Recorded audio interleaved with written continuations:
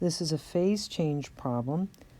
However, we have an extra step because we're given our amount of our material in pounds, and our phase change values are either in calories per gram or joules per gram. So we're going to have to do a conversion between pounds and grams.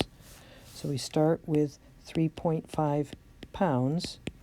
To convert it to grams, we recognize that a pound is equivalent to 453.59 grams. So now we know a mass of ice in grams. We want our value in joules.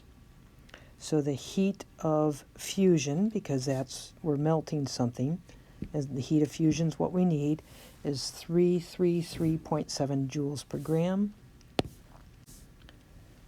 So we have 337 or 333.7 joules per gram. Let's take a look at our constants. And let's see, pounds cancel, grams cancel, we have joules, so we're on the right track. Our calculator answer 529,770.4 joules. In terms of sig figs, we have a number with 2 sig figs. This has 5. This has 4. So we're limited to 2 sig figs.